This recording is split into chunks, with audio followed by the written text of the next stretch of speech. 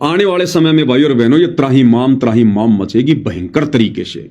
और अगर कोई बचना चाहता है, अपने बचाव का रास्ता अपनाना चाहता है, स्वयं और अपने परिवार की रक्षा चाहता है, तो भाई समय रहते तुम सबकी जेब में मोबाइल है, समय रहते परमेश्वर रामपाल जी के सत्संग सुनना शुरू कर दो, नाम दीक्षा लेना उनके आने के बाद, उपदेश लेना उनके इसार जेल से बाहर आने के बाद, और वो आएंगे अपने निर्धारित समय पर। तब तक उनके सत्संग सुनते रहो। और ये मांस खाना, शराब पीना, गंदी नजर रखना, व्यभिचार करना, बेवजह किसी को दुखी करना, शताना, निंदा, चोरी, चुगली करना, इन सब बुराइयों से पीछे हट जाओ, अन्यथा सतयुग का मुंह भी नहीं देख पाओगे। मुंह भी 2028 के बाद सतयुग में वही आत्माएं प्रवेश करेंगी जो परमेश्वर रामपाल जी से उपदेश ले लेंगी, ध्यान रख लेना। बाकी ऐसे जाएंगे जैसे गधे के सिर से सींग, चाहे राजा हो, चाहे महाराजा हो, चाहे भारत का हो, चाहे पाकिस्तान का हो। तो अपना ये अभिमान त्याग कर, अपना अहंकार त्याग कर। इस मिट्टी के पुतले का कोई अहंकार नहीं है, कोई वजूद नहीं है इंसान का। चाहे प्रधानमंत्री बन के बैठा हो यहां पर, एक सेकंड में लकवा मार जाए वो प्रधानमंत्री भी मुंह फाड़ के खटिया पे पड़ा रहेगा, मक्खी आएंगी जाएंगी। अटल बिहारी वाजपेयी की क्या हुई थी दुर्गति।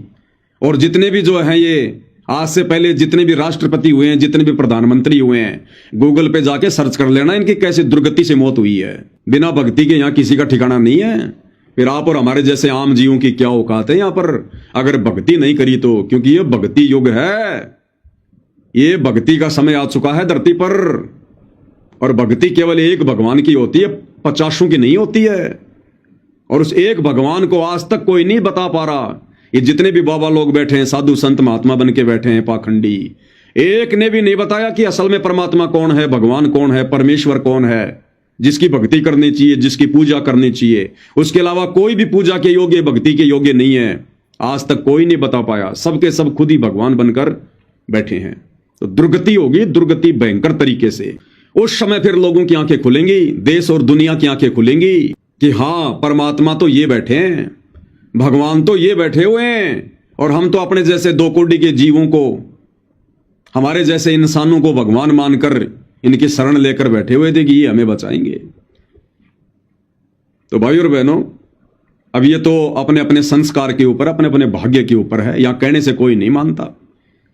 यहां आदमी 2 ही तरीके से मानता है, या तो जब उसकी पूरी घिस निकल जाती है, जब उसका मसाला निकल जाता है ना पूरा, उसका अहंकार टूट जाता है, उसकी औकात उसके सामने आ जाती है, जब वो बर्बादी के बिल्कुल एंड पर होता है, या तो उस समय मानता आदमी, या भाई जिसके कोई संस्कार अच्छे होंगे, अच्छी आत्मा होंगी, तो वो सत्संग सुनना शुरू कर देती है।